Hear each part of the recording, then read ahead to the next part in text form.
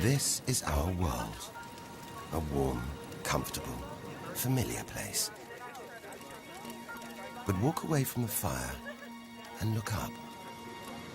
Our thoughts soon leave home. Are we just insignificant specks? Is the universe welcoming or hostile? We could stand here forever, wondering. Or we could turn our back on this beach, leave home, to see the universe, from here to its edge, to discover its wonders, confront its horrors. Beautiful new worlds, malevolent dark forces.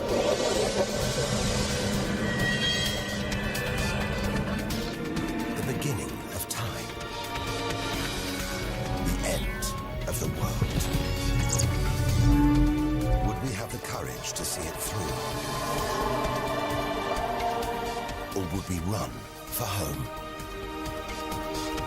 There's only one way to find out.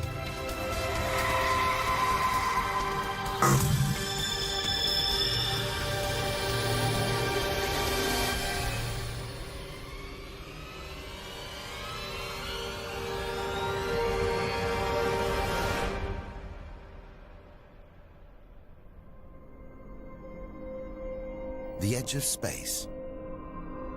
Only 100 kilometers up. Just an hour's drive from home. Down there, life continues.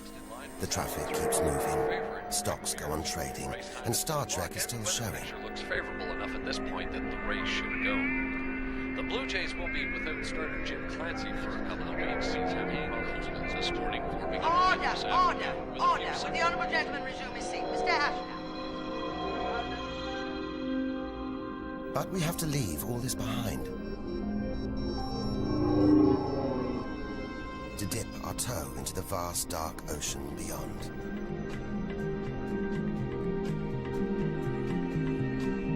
Into the shallows. Not too far from home. Onto the moon.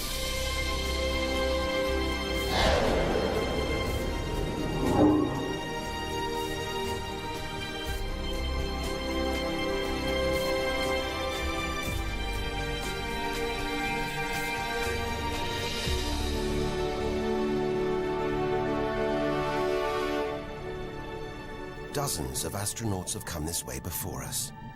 12 of them have walked on the moon itself. Just over 400,000 kilometers from home. 3 days in a spacecraft. So close, it's as if we've barely left home.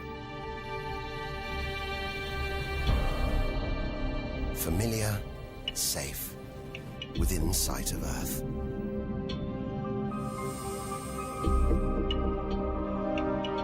It looks like a deserted battlefield, bombarded by millions of meteoroids and asteroids. But it's quieter now. It's obvious there have been no major collisions for millions of years.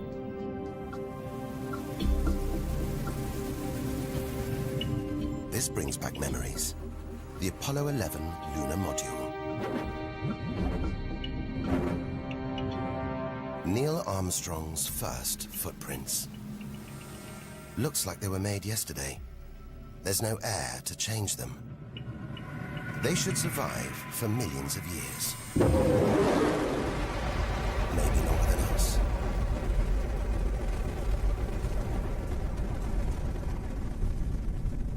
Our time is limited. We need to take our own giant leap. Further than any human has ever traveled.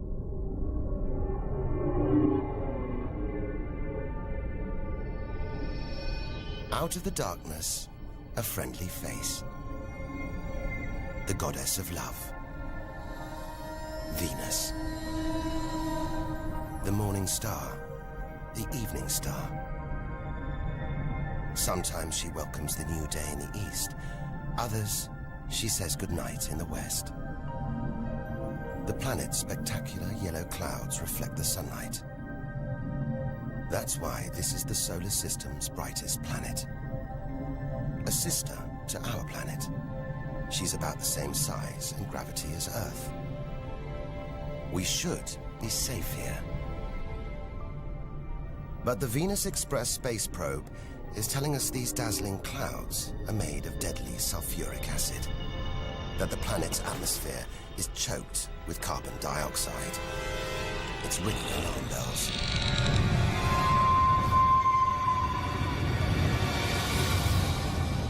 Venus is one angry goddess. The air is noxious, the pressure unbearable, and it's hot, approaching 500 degrees Celsius. Stay too long, and we'd be corroded, suffocated, crushed, and baked.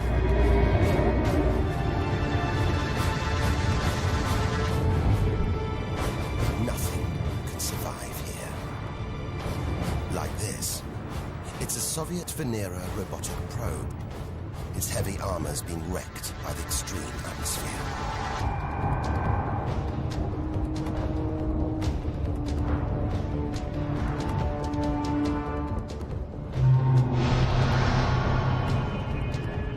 So lovely from Earth, up close, this goddess is hideous.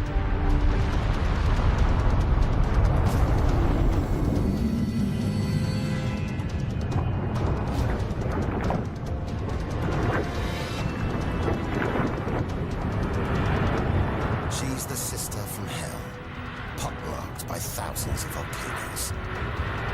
All that carbon dioxide in its atmosphere is trapping the sun's heat. This is global warming gone wild. Before it took hold, maybe Venus was calm, more like her sister planet Earth.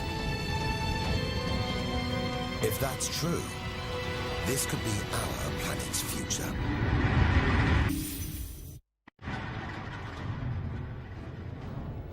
Beginning to think we shouldn't be out here, that we should turn back. But there's something hypnotic about the sun.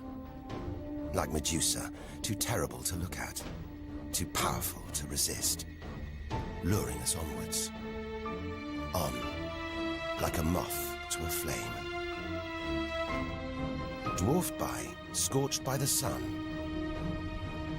it's Mercury. Get too close to the sun, this is what happens. Temperatures swing wildly here. At night, it's minus 170 degrees. Come midday, it's 400 plus. Burnt, frozen, and look at those scars. A sign that Mercury had a violent past. The Messenger space probe is telling us something strange. For its size, this little planet has a powerful gravitational pull. It must be heavier than it looks. It's like a huge ball of iron, covered with a thin veneer of rock. The core of what was once a much larger planet. Maybe a stray planet slammed into Mercury, blasting away its outer layers in a deadly game of cosmic pinball. Whole planets on the loose, destroying anything in their path, even entire planets. And we're in the middle of it. Vulnerable, exposed, small. Everything is telling us to turn back. But who could defy this? The sun, in all its mesmerizing splendor. Our light, our lives. Everything we do is controlled by the sun.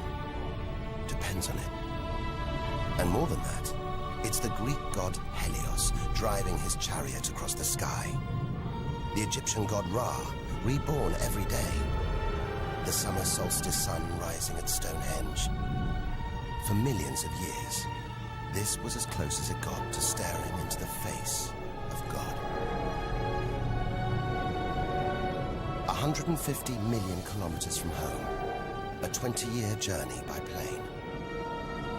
Switch it off, and it's so far away, we wouldn't know about it for a whole 8 minutes. It's so big, you could fit 1 million Earths inside it. So heavy, its gravity controls the entire solar system.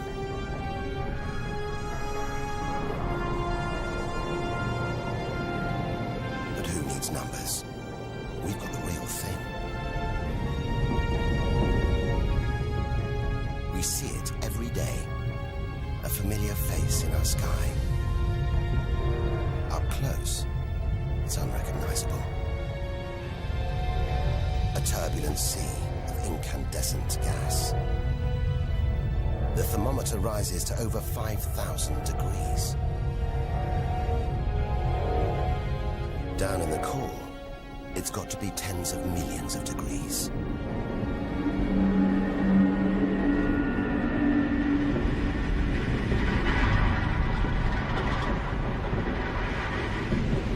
Hot enough to trigger a nuclear reaction, turning millions of tons of matter into energy every second.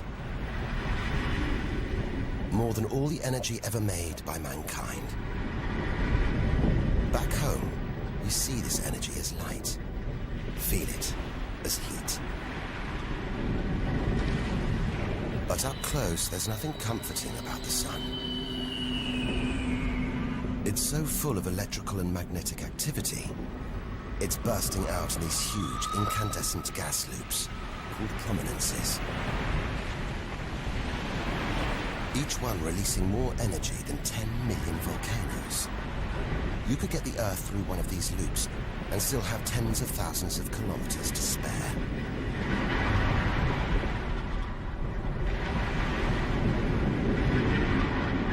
And where they burst through, it's exposing the cooler layers below, making sunspots. They're a fraction cooler than their surroundings. It's why they look black, but they're still hotter than anything on Earth. And they're massive, too. Some of these are at least 50,000 kilometers across. A solar flare. A superheated stream of electrified gas blasting deadly radiation out into space. But one day, all this will stop. The sun's fuel will be spent.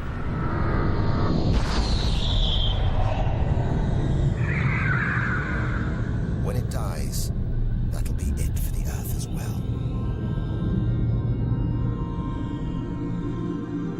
This God creates life and destroys it, demands we keep our distance.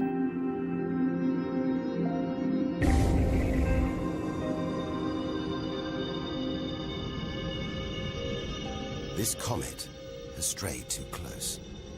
It's being boiled away by the sun's heat, creating a tail that stretches for millions of kilometers.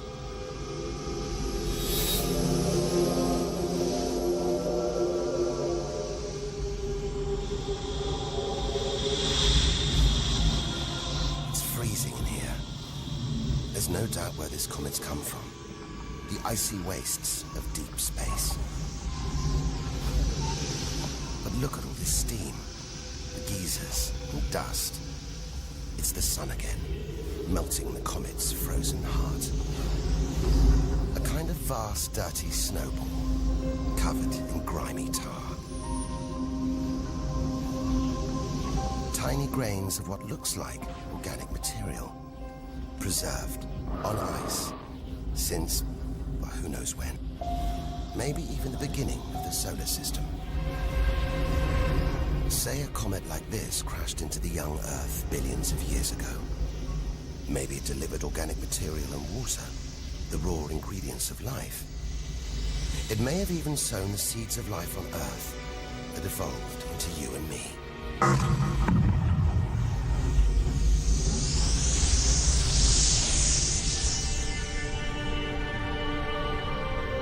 But say it crashed into the Earth now. Think of the dinosaurs, wiped out by a comet or asteroid strike. It's only a question of time. Eventually, one day, unless we can find a way to protect ourselves, we'll go the way of the dinosaurs. The Earth is safe. For now. But if life on Earth was obliterated, we'd be stuck out here, homeless, adrift in a hostile universe. We'd need to find another home. Among the millions, billions of planets, there must be one that's not too hot, not too cold, with air, sunlight, water, where, like Goldilocks, we could comfortably live.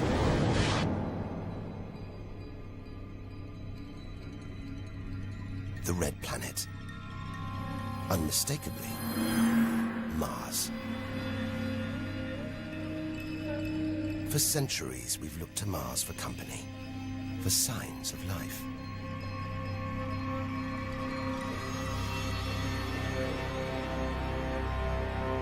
Somewhere down there could be extraterrestrial life. But are we ready to find it? Ready to rewrite the history books, to tear up the science books, to turn our world upside down? What happens next could change everything.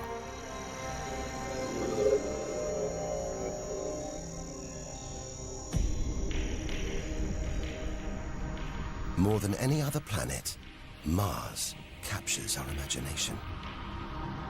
Think of sci-fi films, comics. What follows? Martians. It's all just fiction, right? But what if there really is something here? If there is, it's living on a dead planet.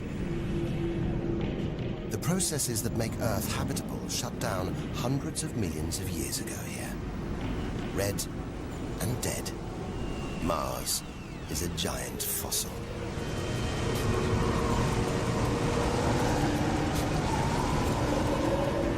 Something's alive. A dust devil. A big one. Bigger than the biggest tornadoes back on Earth. There's wind here. And where there's wind, there's air. Air that could sustain extraterrestrial life. But it's too thin for us to breathe. Full of choking carbon dioxide.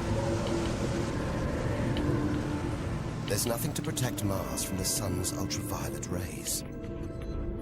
And it's cold. As low as -80 degrees. Freezing water in the ground, at the poles, and even in the atmosphere. As snow.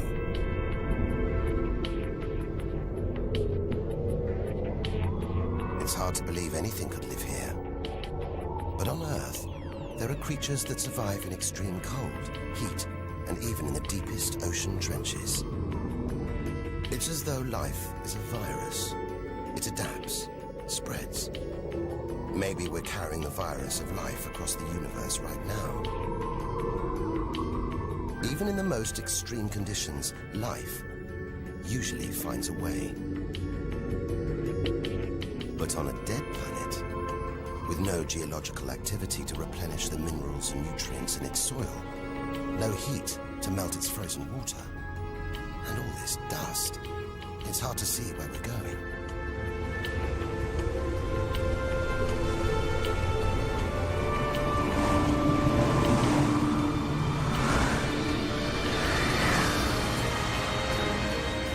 But we can't miss this. Olympus Mons, a vast, ancient volcano. 3 times higher than Everest. So wide, it would stretch almost all the way across Spain. Since its discovery in the 1970s, it's been declared extinct.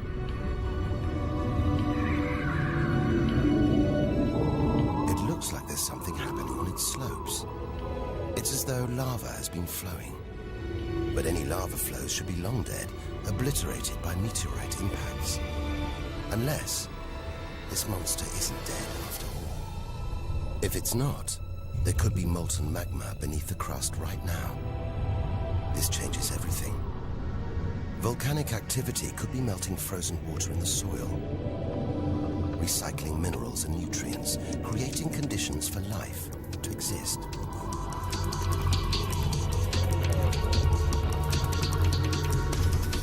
This makes the Grand Canyon look like a crack in the pavement.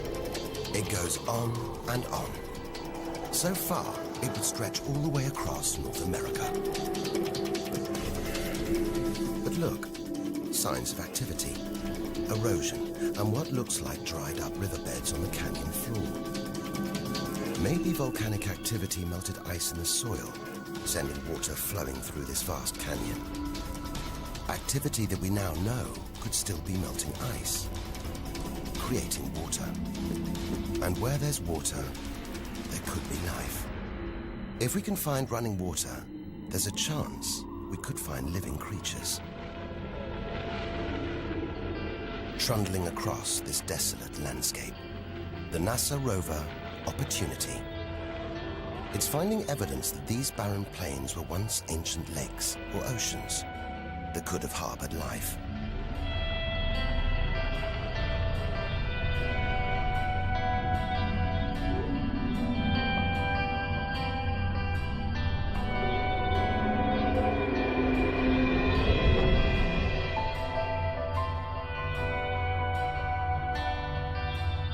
Look at these gullies. When probes orbiting Mars pass over them, they keep spotting new ones. More proof that Mars is alive and kicking. That there may be water flowing beneath the surface, creating these gullies. Water which could be sustaining Martian life.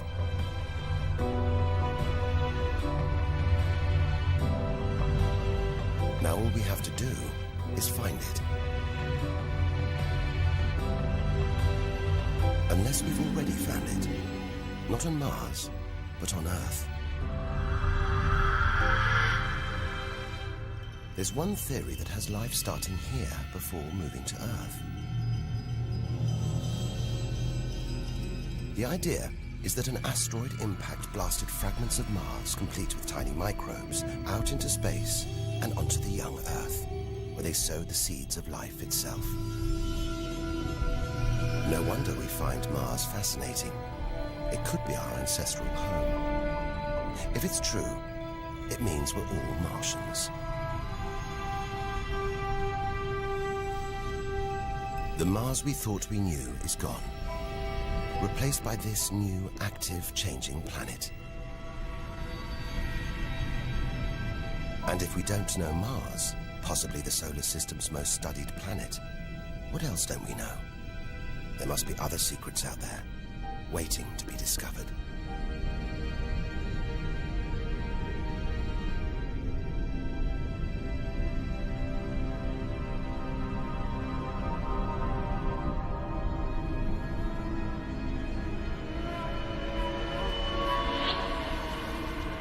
This is getting scary. It's like being inside a giant computer game.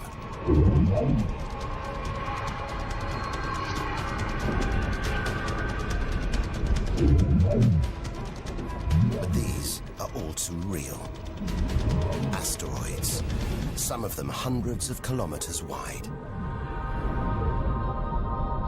This one must be about 30 kilometers long.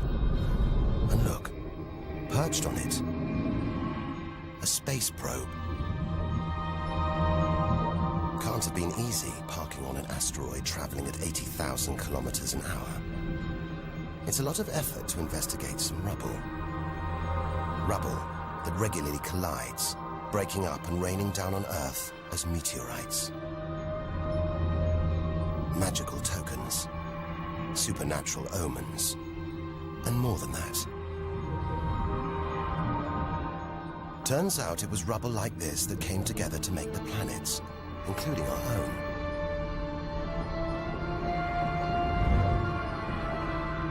So by dating the meteorites we find on Earth, we know the planets were born 4.5 billion years ago.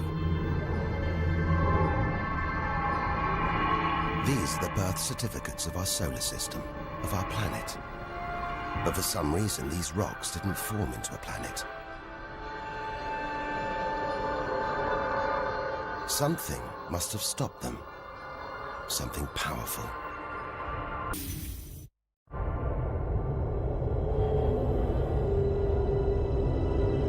Jupiter.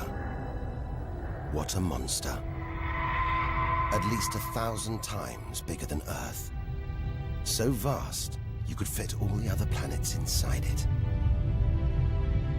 Something this big is going to have a major effect on its neighbors. Its gravity is stopping the asteroids from forming a planet. And just look at it. It's stunning. But up close, maybe things aren't quite what they seem. This huge planet is almost all gas. Land here, and we'd sink through its layers, maybe never hitting a solid surface. And Jupiter's good looks, the product of extreme violence. It's spinning at a huge rate, whipping up winds to hundreds of kilometers an hour, contorting the clouds into stripes, eddies, whirlpools. And this, the legendary Great Red Spot. The biggest, most violent storm in the solar system. At least 3 times the size of Earth. It's been raging for over 300 years. All those churning clouds have sparked an electrical storm. Just one bolt is 10,000 times more intense than any at home.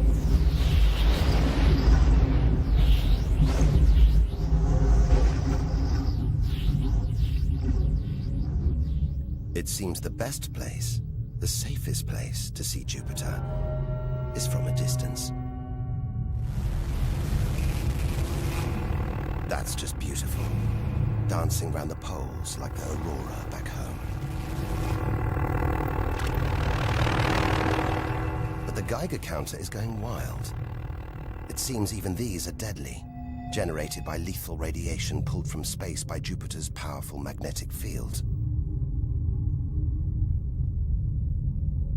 We're beginning to realize out here, nothing is what it seems.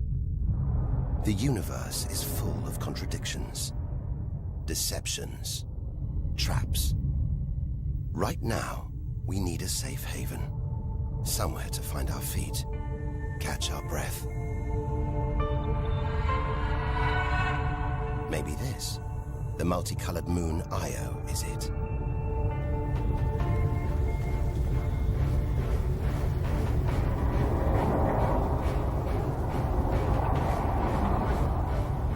Those pretty colors, a molten rock, sulfur, volcanoes, spewing burning hot ash and sulfur hundreds of kilometers into the air.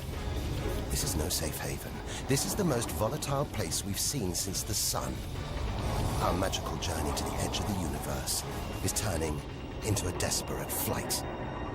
We've got to keep believing, hoping that amidst the dangers, there are wonders waiting to be discovered.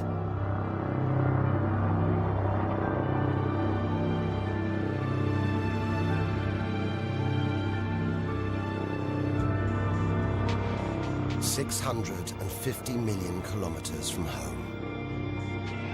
What a weird-looking place. And yet it looks strangely familiar.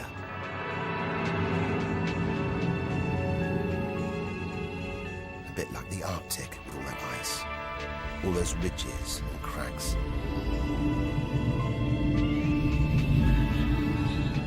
This is Europa.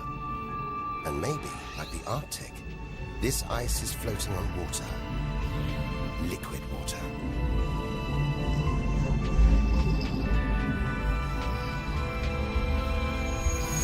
It's an intriguing thought. But we're 800 million kilometers from the sun. Surely Europa is frozen solid.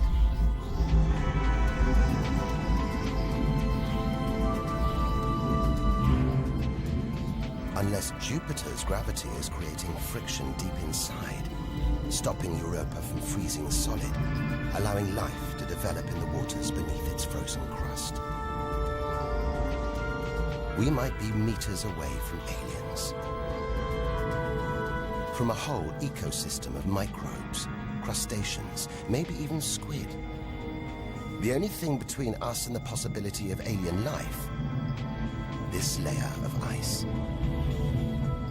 But until we send a spacecraft to drill through the ice, Europa will remain one of the solar system's greatest mysteries.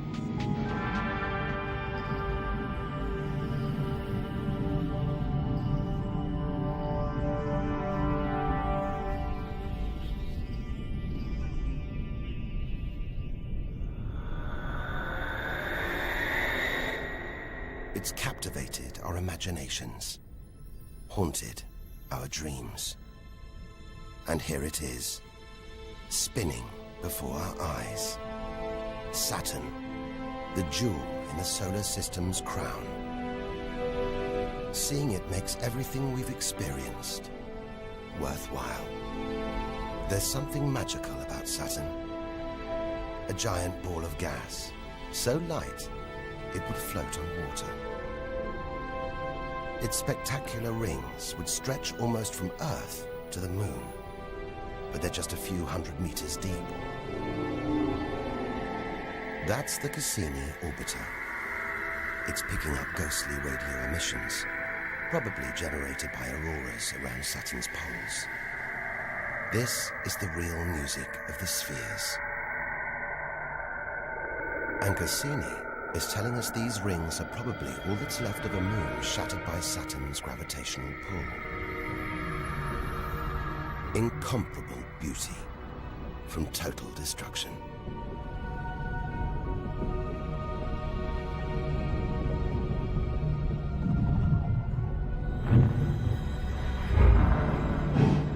Billions of shards of ice, some as small as ice cubes, others the size of houses. They collide, break apart, reassemble. It's like a snapshot of our early solar system, as dust and gas orbited the newly born sun, and gravity worked its magic, pulling the lumps together until from debris like this, our home emerged.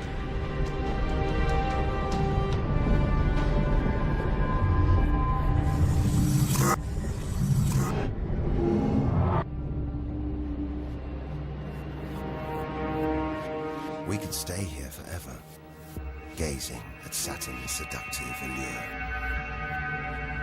But we have to drag ourselves away. We've got so much further to go, so much more to learn. Which isn't easy when the largest object in sight is this moon, wrapped in thick clouds. Titan.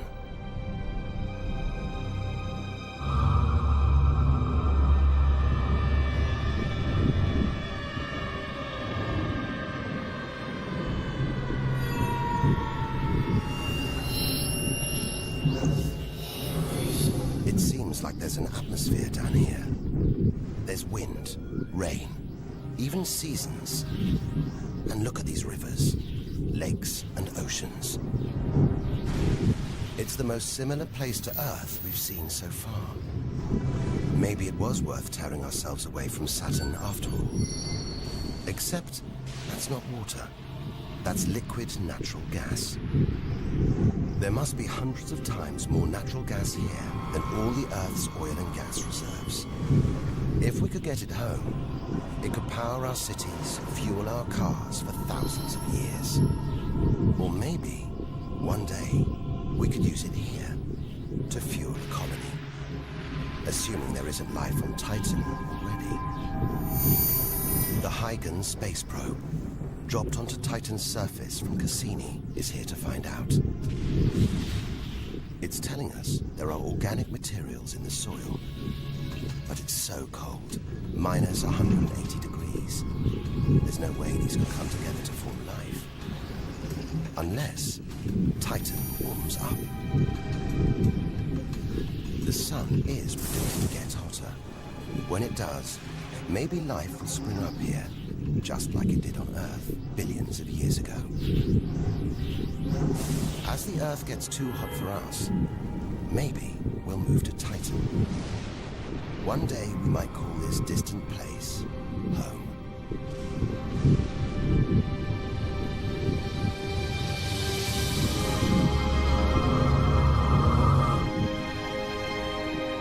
Home. We're at least 1 billion kilometers away now.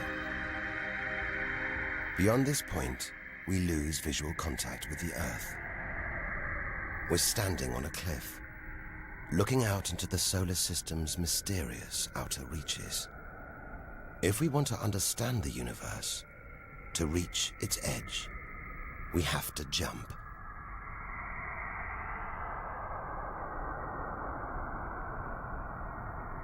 Unseen from Earth, unknown for most of history, we're in the solar system's outer reaches. It's like diving down into the deep ocean.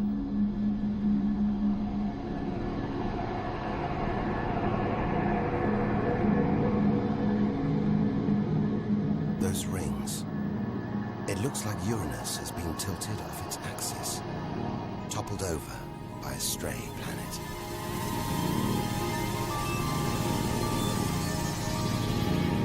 It's eerie out here.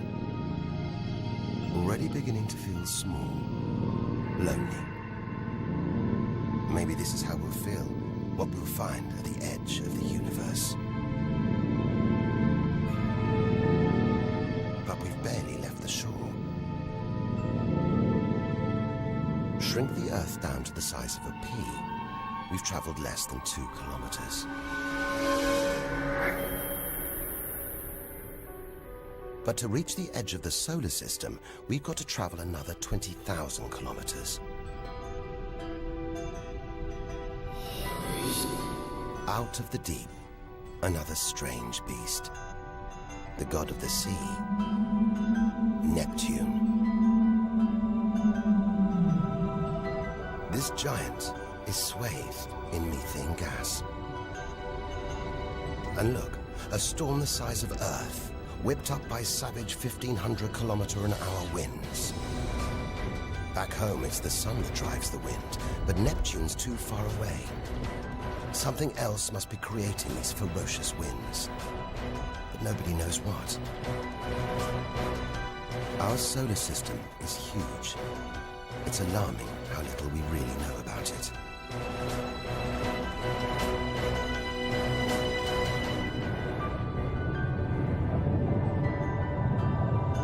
Plunging deeper, something to cling to. After all those balls of gas, a solid moon. Triton. Solid, but not stable. Just look at these geysers, cosmic chimneys pumping out strange soot. And this moon is going round Neptune in the opposite direction to the planet's spin. A cosmic battle of wills that this angry moon is always going to lose. Neptune's massive gravity is pulling on Triton, slowing it down, reeling it in.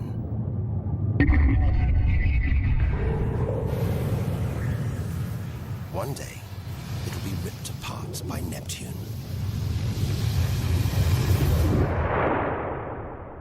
And that's it. No more moons, no more planets to see in our solar system. It's getting colder.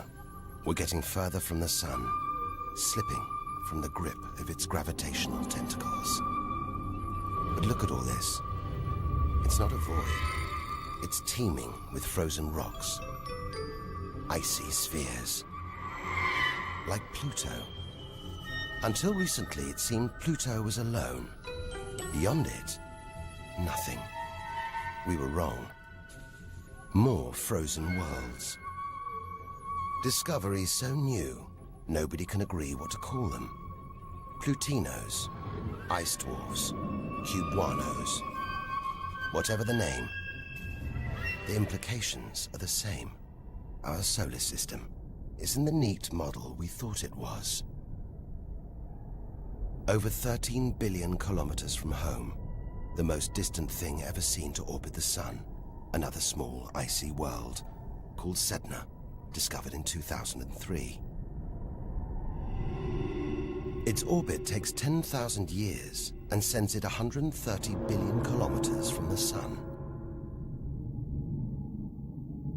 Hang on. There's something else out here. 16 billion kilometers from home, the space probe Voyager 1. If it wasn't for this bundle of aluminium and antennae, we'd have no images of the giant planets, no clue about their strange moons. It's traveling 20 times faster than a bullet, sending messages home.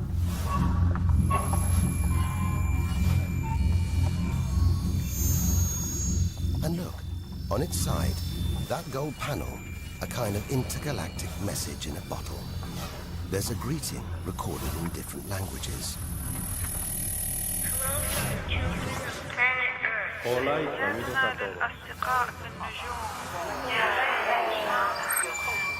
And a map showing how to find our solar system. But if you're in the jungle, is it wise to call out? Anyone, anything could hear our call, find out where we live, and come knocking. Friendly or not. A cloud of cosmic icebergs stretching for what seems like forever. They look like the comet we saw earlier. Maybe it started life out here, until something dislodged it, sending it towards the Sun, just like the comets that may have planted life on Earth billions of years ago. And seeing all this ice, maybe they carried water to Earth too. It's an astonishing thought. The water in the oceans, in your coffee, even in your body, all from this distant celestial ice machine.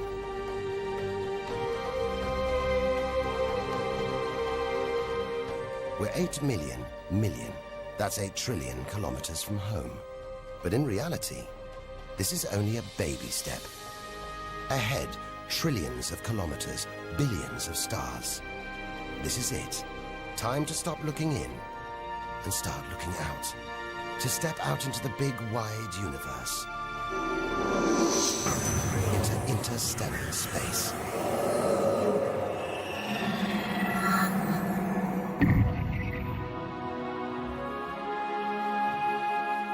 Interstellar space. Far beyond our solar system. What a view. Billions of stars like our own sun, many with planets, many of those with moons.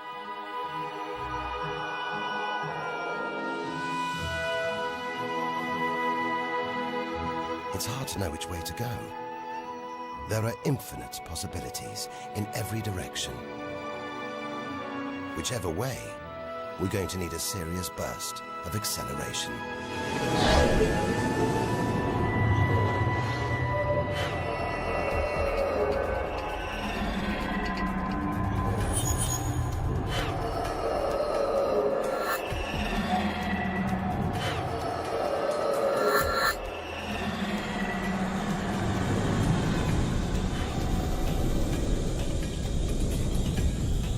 Trillion kilometers from home. 150,000-year ride in a space shuttle. And we've only just reached the first solar system after our own. Alpha Centauri. Not one, but 3 stars. They're spinning around each other, locked in a celestial standoff. Each star's gravity attracting the other, their insane orbital speed keeping them apart.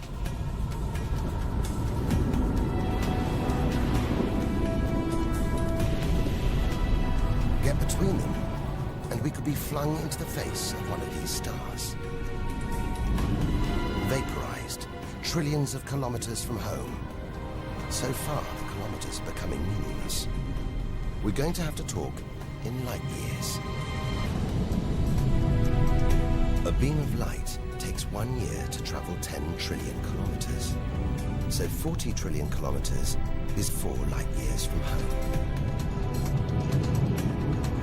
It's crazy. Distances so vast, they're almost beyond comprehension.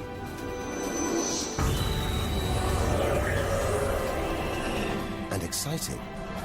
Who knows what strange worlds lie ahead? What we'll discover when, if we reach the edge of the universe.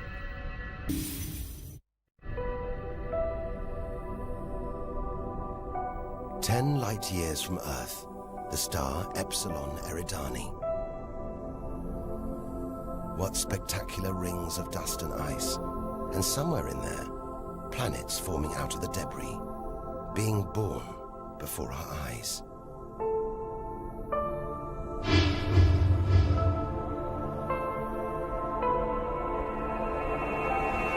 Asteroids and comets everywhere.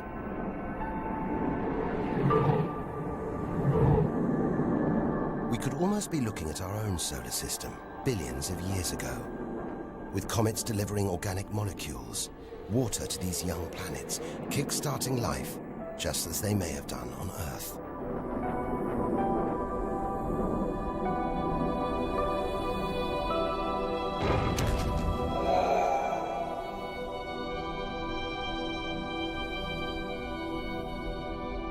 At the center of all this action, a star smaller than our sun. It's still in its infancy. Any life in this solar system would be primitive at best.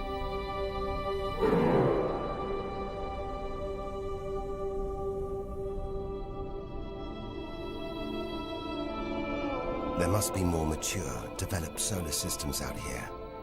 But finding them is like looking for a needle in a cosmic haystack.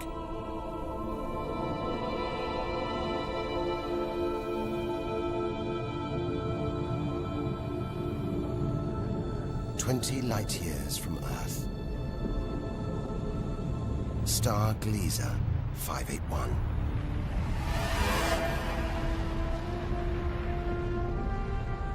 It's about the same age as our sun.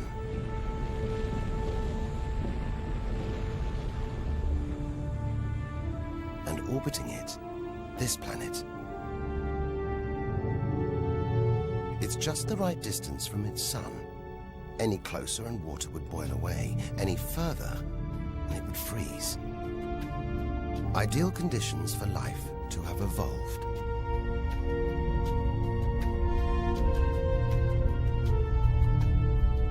And if comets have struck, delivering water and organic materials, then life, complex beings like us, even civilizations like our own, could be down there, right now.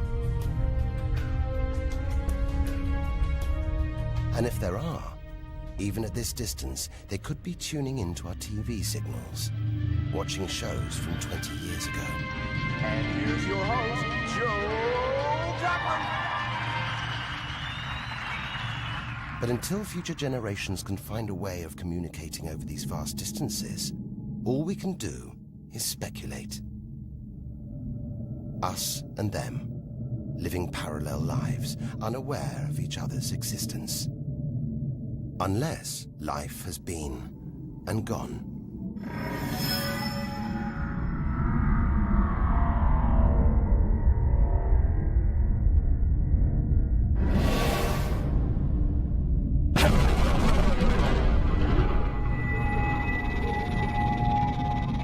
That's the problem with comets. They're creators and destroyers. As the dinosaurs found out the hard way 65 million years ago. This is the needle in the cosmic haystack, the closest we've come to a habitable solar system like our own. But it's a chance encounter. There could be hundreds, millions more solar systems like this out here. Or none at all.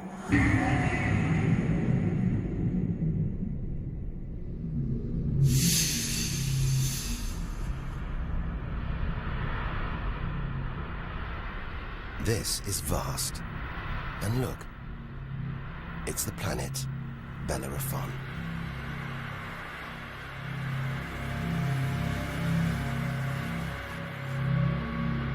So close to its own sun, it's a miracle it was discovered at all. Problem is, from Earth, we can't see planets this far out. They're obscured by the brilliance of their neighboring stars. But the planets have a minute gravitational pull on those stars. Measure these tiny movements trillions of kilometers away, and we can prove they exist. That's how we tracked down Bellerophon in the 1990s, opening the floodgates to the discovery of hundreds of other distant planets.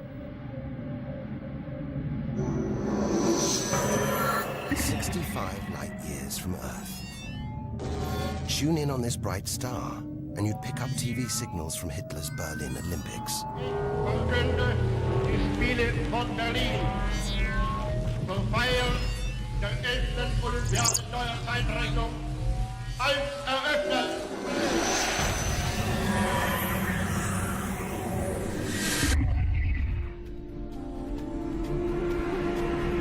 Twin stars. It's Algol, the demon star, feared since ancient times on account of its sinister behavior. From Earth, it appears to blink as one star passes in front of the other. Up close, it's even stranger. One star has expanded into the gravitational pull of the other. It's being sucked towards it. Almost 100 light years from home. Listen. One of the first ever radio broadcasts. Just a faint whisper. We'd appreciate it if anyone hearing this broadcast would communicate with us. We are very anxious to know how far the broadcast is reaching.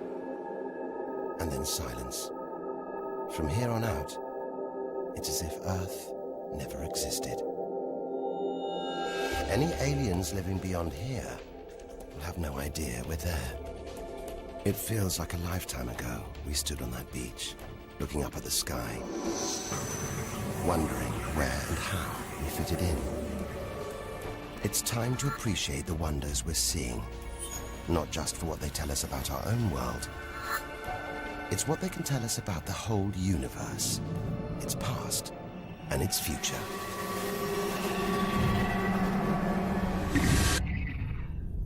Deep inside our galaxy, the Milky Way, a vast celestial library, each star a book with a story to tell.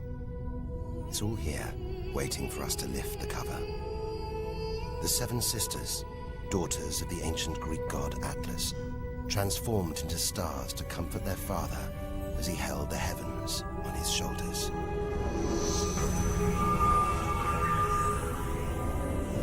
And this giant, Betelgeuse.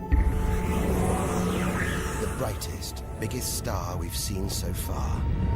It's got to be at least 600 times wider than our own sun.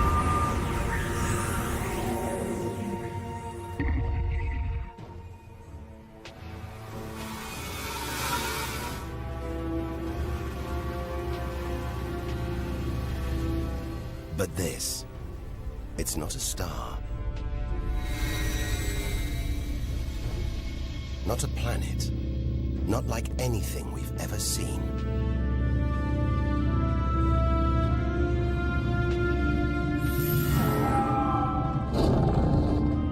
A ghostly spectre, more than 1,300 light years from Earth. Orion's dark cloud. Dust and gas, so dense it's shrouding us, shutting us off from the universe outside. There, deep inside, a ball of light, pulling the dust and gas towards it, heating up, merging into a ball of burning, hot gas. Like a star, like our sun, in miniature. It's millions of degrees inside it. So hot, it's beginning to trigger nuclear reactions, the kind that keep our sun shining. Making energy, radiation, light. A star is being born.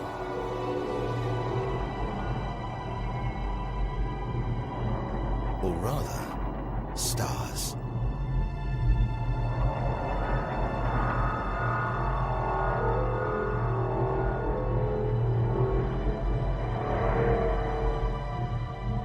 Orion's dark cloud is a vast star factory.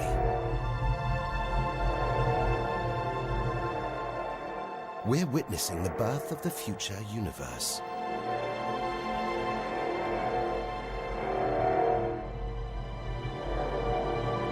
We've come to expect hostile horrors, but we're discovering one of the universe's greatest creative wonders: star birth.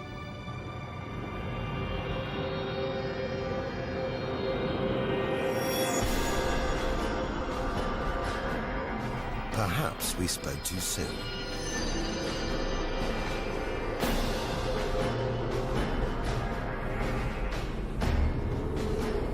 Jets of gas, exploding outwards at 200,000 kilometers an hour, blasting dust and gas out for millions of kilometers.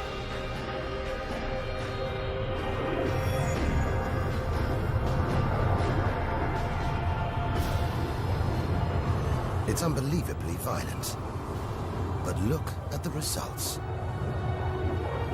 It's beyond words. Nebula. Vast, glowing clouds of gas hanging in space. With no wind out here, they'll take thousands of years to disperse.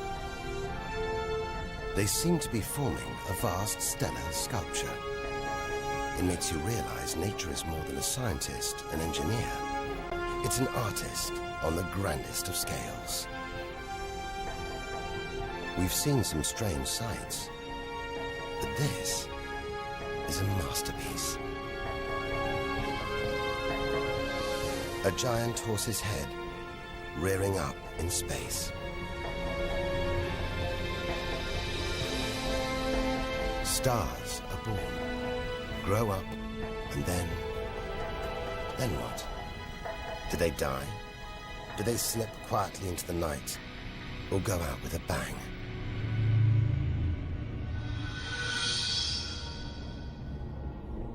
Somewhere between here and the edge of the universe lies the answer. Nearly 4,000 light-years further, luminous clouds suspended in space, encircling what was once a star like our own sun. All that's left of it are these brightly colored gases. Elements formed by nuclear fusion deep inside the star, released into space on its death. Green and violet, hydrogen and helium, the raw materials of the universe. Red and blue, nitrogen and oxygen, the building blocks of life on Earth. For us to live, stars like this had to die. The oxygen in our lungs, the nitrogen in our DNA, it was all produced by nuclear fusion in stars that died long before the Earth was even born. We are made of stellar nuclear waste. Our family tree begins here.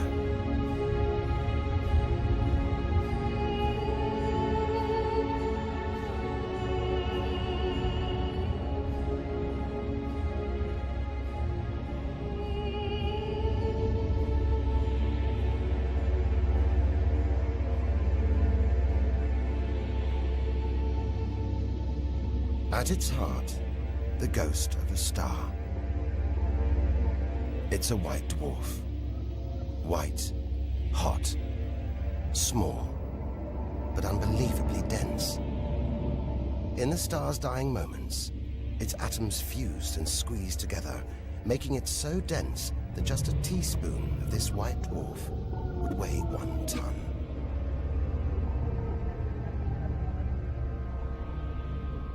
It's a chilling premonition of our sun's fate. 6 billion years from now, it'll become a white dwarf.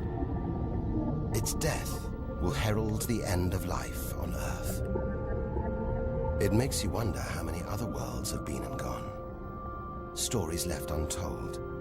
Celestial books lost forever.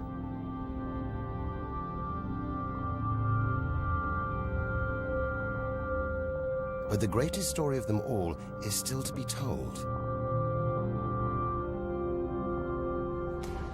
we must go back through time to the very first chapter to tell the story of how the universe began.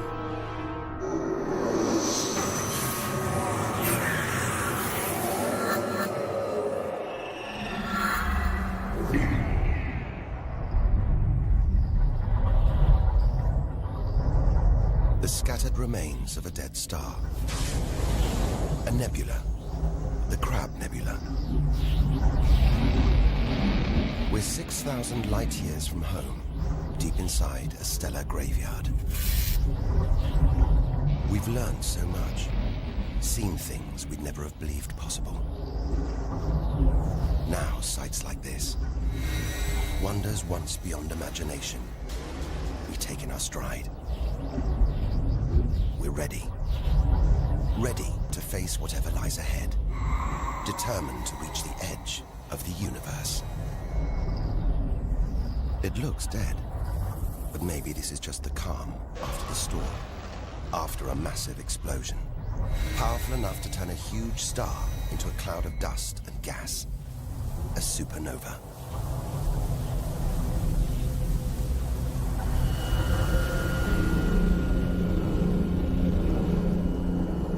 The storm, a spinning, pulsating star, a pulsar.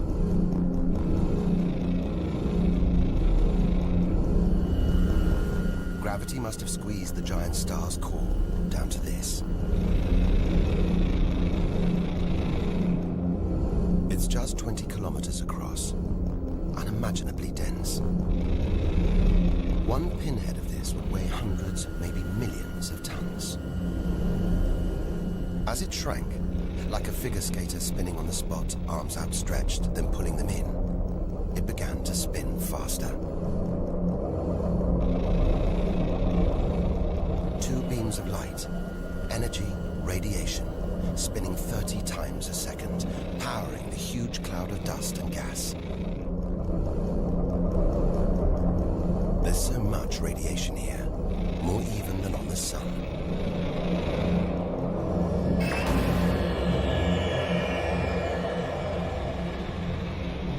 That was easily the deadliest thing we've encountered so far.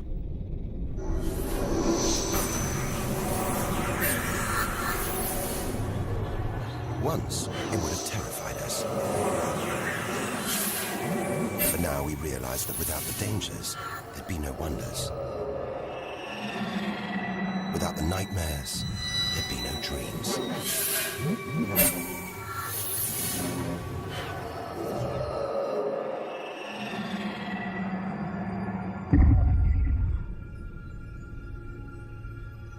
Getting a strange sensation. A feeling, as though there's something bad out here. A malevolent presence. The one thing we didn't want to encounter. Impossibly black, blotting out the stars behind it. We are staring into the face of extinction. The remains of a giant star. A black hole. Instead of contracting to a white dwarf or a pulsar, it just kept on going. Shrinking until it got so small it's just a few kilometers across. Far denser than a pulsar and impossible to resist.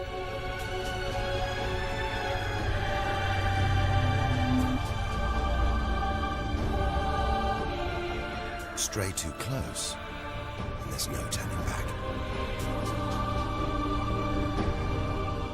Now we know why it's a black hole. Its gravity is so intense, not even light can escape. This asteroid, it's a lump of solid rock, but it's actually stretching, being dragged towards the gaping hole. Inside, there's no matter as we know it. No time, no space. All the rules of physics collapse.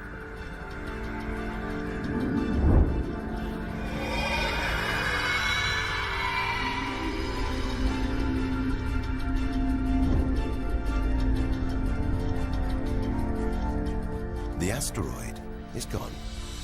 Truth is, nobody really knows where. We're looking at the limit of human understanding. There could be millions of black holes creeping around our galaxy. More perhaps than all the stars in the sky.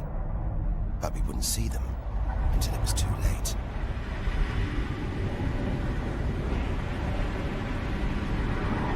Like this star, spiraling, disappearing down an invisible plug hole.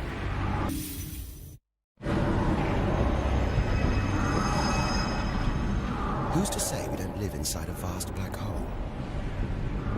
That the whole universe isn't inside one right now, inside another universe. Think about it for too long, and your mind reels. Sometimes it feels like the more we see, the less we know. But we do know our galaxy is more complex and more dangerous than we ever imagined. And we're still in our own galaxy, the Milky Way. The vastness of the universe beyond still lies ahead.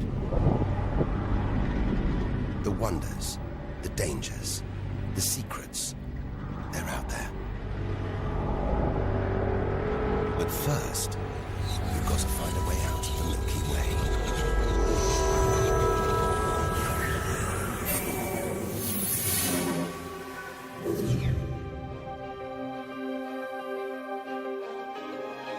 "7,000 light years from home, still deep inside our own galaxy. It's as though we're in a forest thick with trees, each so beautiful, so fascinating. It's impossible to look beyond, to see the bigger picture. We have to find a way through, reach the clearing at the galaxy's edge. Only then can we begin to understand where it and we all began. But faced with sights like this, it's hard to leave. A colossal glowing cloud topped by these great towers of dust. The pillars of creation. Like a gateway into the far galaxy. Both pillars studded with tiny protrusions. Embryonic star systems. Each one the size of our solar system. Another monument to nature's astonishing creativity. We have to ignore its captivating beauty, its siren song, tear ourselves away, in order to carry onwards towards the edge of the galaxy.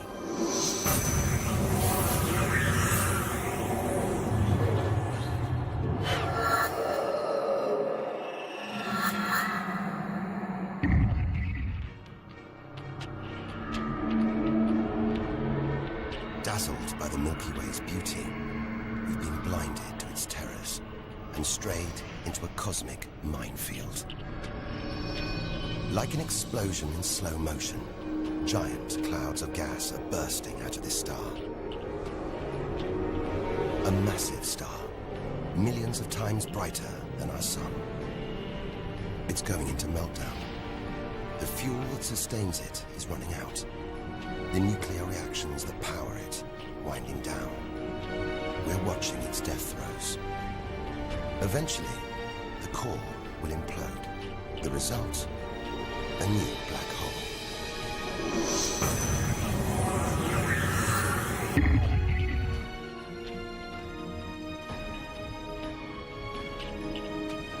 An even bigger, dangerously unstable star.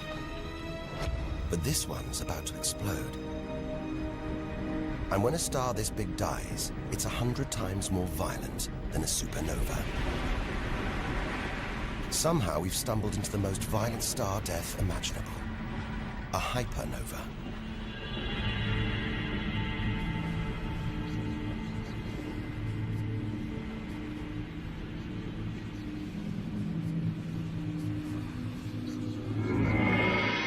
The core's collapsed. It's becoming a black hole.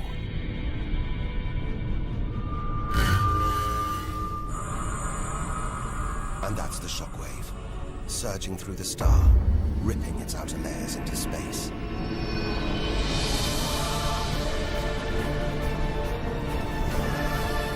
There's lethal radiation everywhere. Enough to have a catastrophic effect on any planet unlucky enough to be nearby.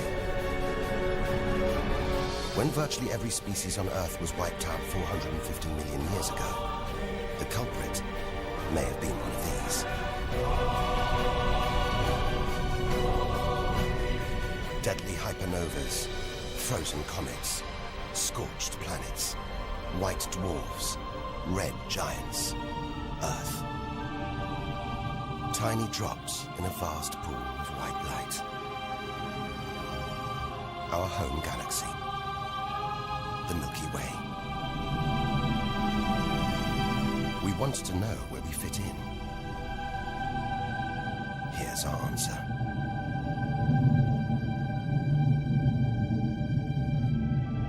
Civilizations, past and present. Everyone that's ever lived. The smallest bug, the highest mountain. All of it. Invisible. Not even a tiny speck.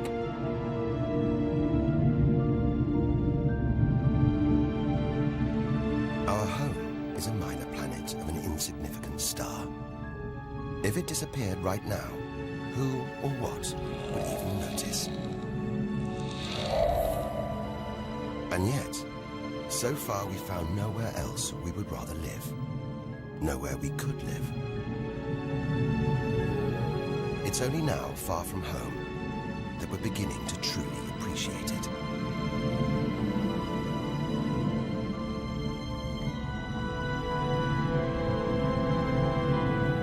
Look at all these stars. Hundreds of thousands of them. Surely one of these, more than one, must be capable of supporting life.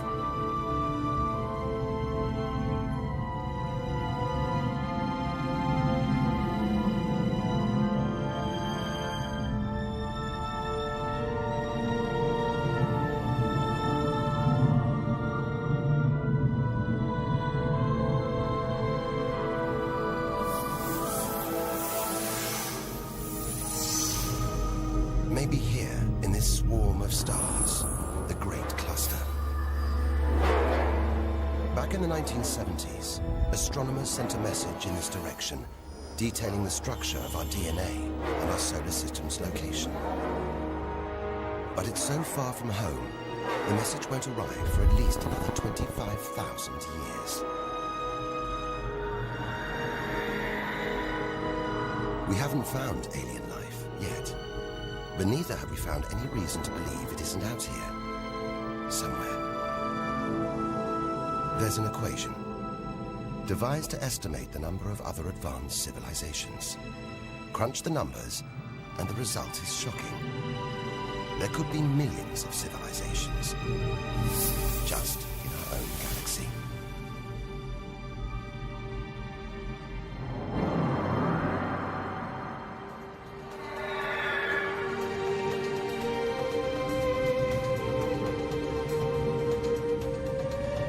Everything we have seen so far is inside the Milky Way. Now here's our chance to see other galaxies, to glimpse the even bigger picture, and perhaps to answer the ultimate question: where does all this come from? We are now ready to leave our solar system, our galaxy, and enter intergalactic space.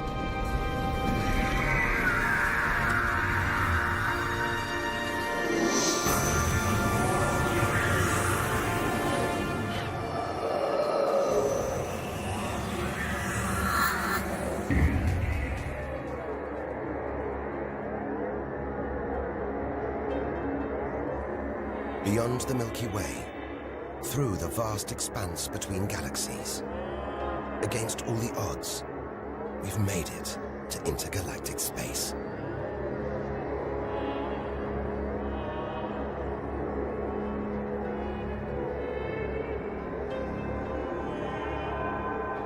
Out here, there's no horizon in sight. Even the closest galaxies are millions of light years away.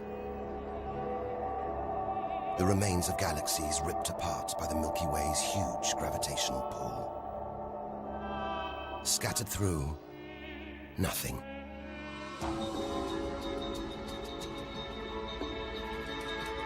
This is as close as the universe gets to a perfect vacuum. But even this isn't totally empty. There are thin wisps of gas, fine traces of dust, and something else. Dark matter.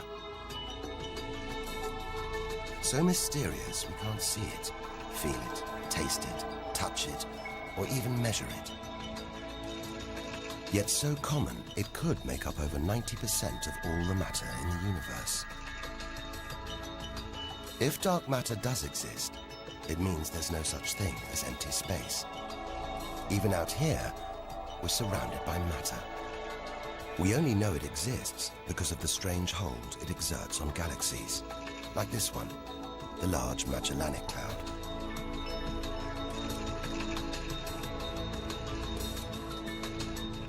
More than 6 billion years in today's fastest spacecraft, 160,000 light years from the Milky Way, at the edge of its gravitational reach. This galaxy should spin off into space, but something is holding it here.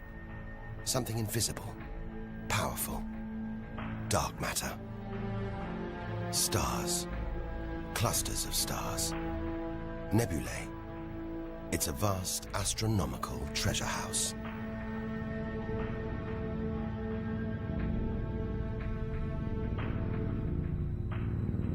But look at this. It's like a string of gleaming pearls. It's a fireball, expanding out from what must have been a massive explosion, a supernova. So bright that when light from the explosion reached the Earth in 1987, it was visible with the naked eye. And so violent, it triggered a string of nuclear reactions, forcing atoms together, creating new elements. Gold, silver, platinum, blasting them out into space.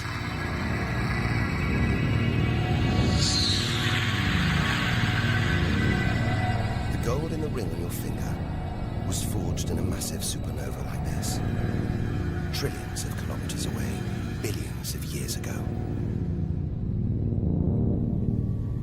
Before we left home, the universe seemed separate. Something out there, up in the sky.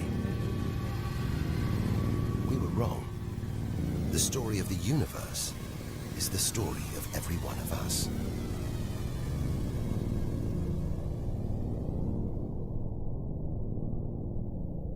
It's comforting to remember as we venture through this abyss.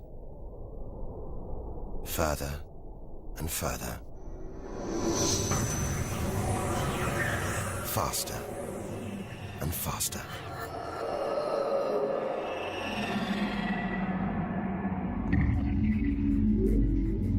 The Andromeda Galaxy, 2.5 million light years away.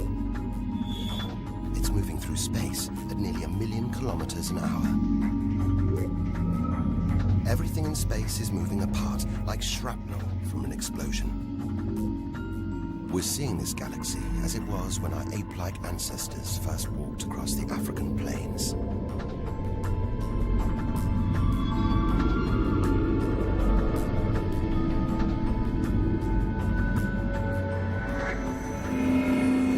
We go further through space, and further back in time.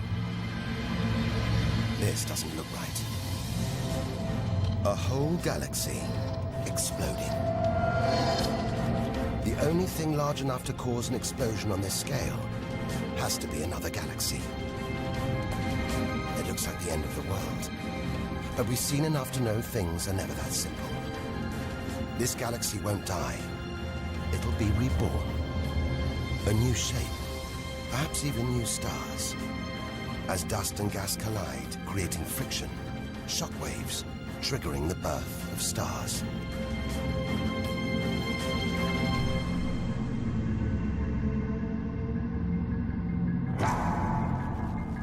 There's order in this chaos, a pattern behind the infinite variety, an endless cycle of birth and death, creation and destruction.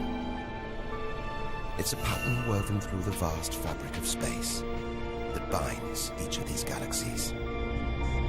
There are billions of galaxies in the universe, each with billions, even trillions of stars. Possibly more stars than there are grains of sand on all the beaches on Earth. And all of these are just the stars that exist now. What about the stars that have been and gone? All the stars being born, yet to be born. We're finally beginning to see the big picture, and it's grander than we ever imagined. This galaxy, the huge pinwheel galaxy, is so far from Earth that if we send a message home now, it'll take 27 million years to get there.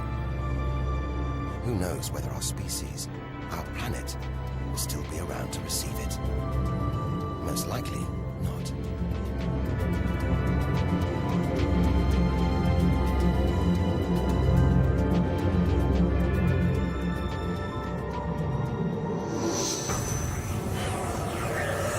We travel on, back through time.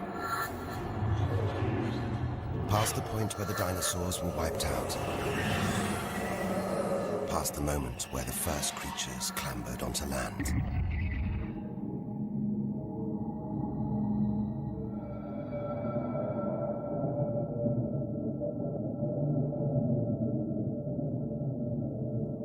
"2 billion light years from home, closing in on the edge of the universe, going back to the beginning of time."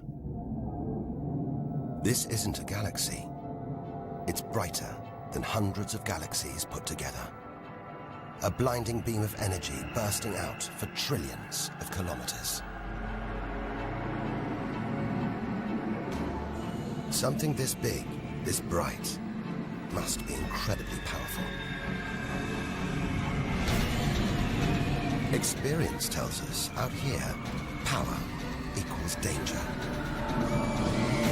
It looks like a quasar, the deadliest thing in the universe. If it is, then our journey could be over, just as the end is almost in sight.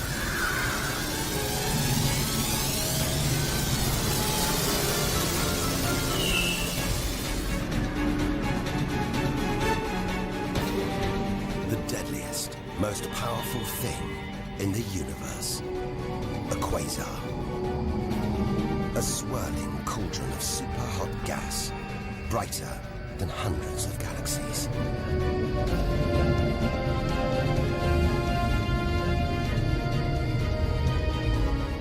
The source of this awesome power lies deep inside the heart of the beast. A heart of darkness, a supermassive black hole as heavy as 1 billion suns.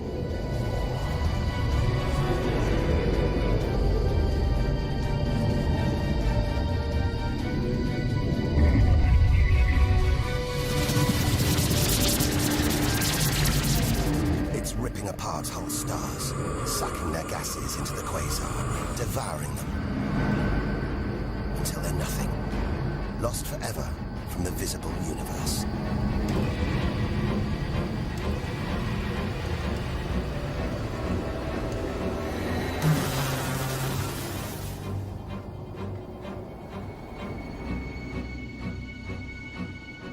We've seen the worst the universe can throw at us. The most powerful and destructive forces the universe produces.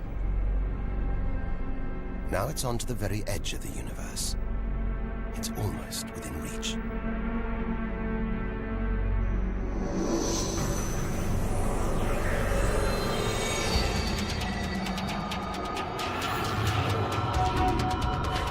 We'll need to go further, go faster if we're to cross the final reaches of the known universe.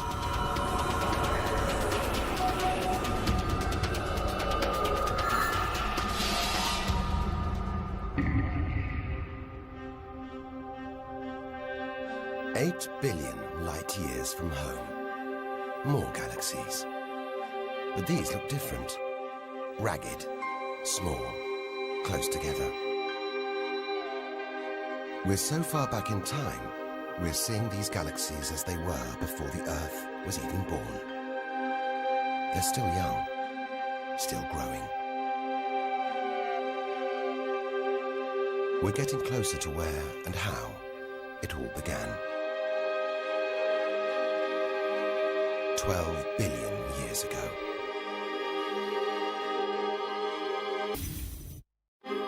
Look at the galaxies now. They're more like primitive plankton floating in a vast, dark ocean.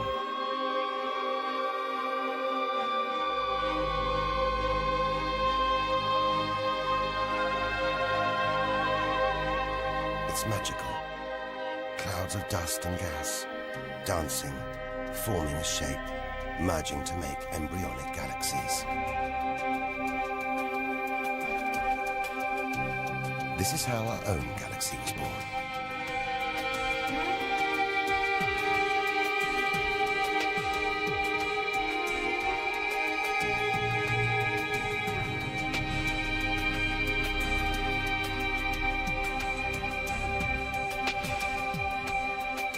They're disappearing.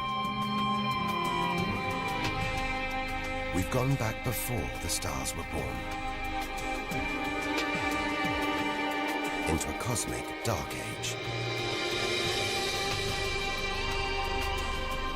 And before that, light.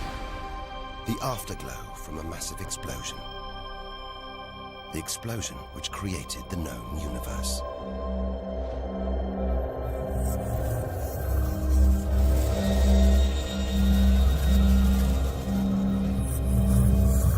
We're almost there.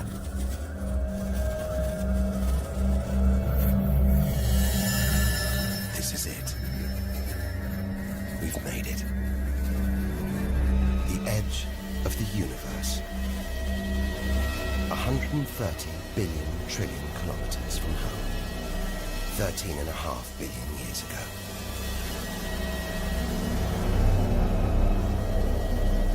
The very instant of the Big Bang. The most violent, most creative moment in history. Everything that's ever happened follows from this moment.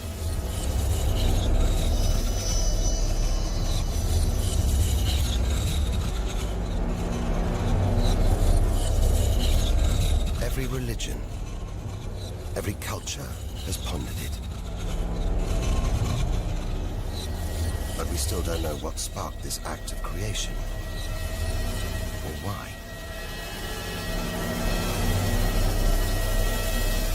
This is where our journey ends, and the universe begins.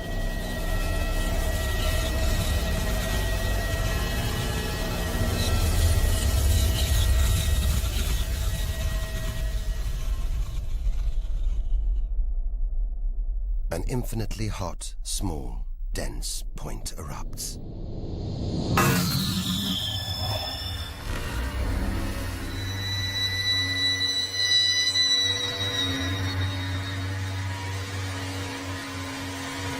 Creating space, time, matter, our universe itself. First, it's the size of a subatomic particle. The tiniest fraction of a second later, it's big enough to hold in the palm of your hand. Moments later, it's the size of the Earth.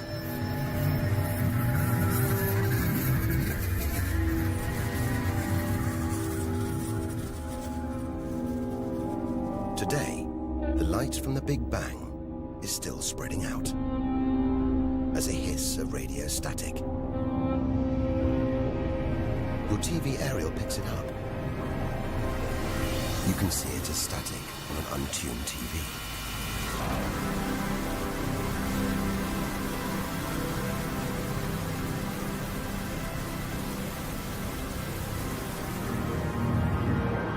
We go on, forwards through time, riding the blast wave. All the things we've seen on our journey are sparks flying out from the Big Bang. Galaxies, stars, planets, all just debris.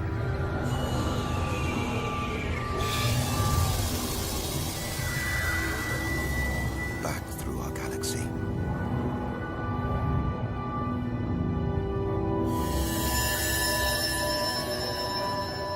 Our solar system.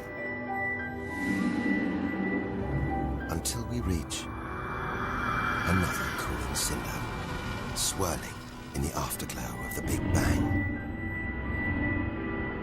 The Earth.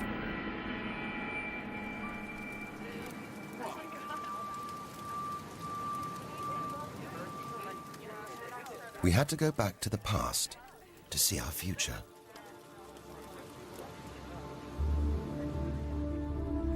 Three billion years from now, the vast Andromeda galaxy smashes into our own. A new galaxy is born. The sun and planets survive, but they've been thrown into a huge looping orbit around the new galaxy. The sun is becoming a red giant, swallowing up Mercury and Venus, scorching our planet's surface, destroying all life on Earth.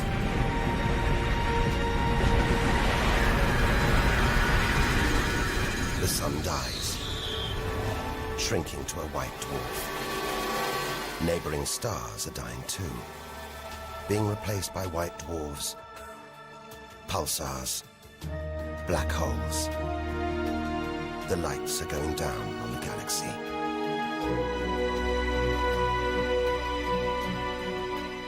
Since the Big Bang, the universe has been fading, dying, not with a bang, but with a long, drawn-out whimper.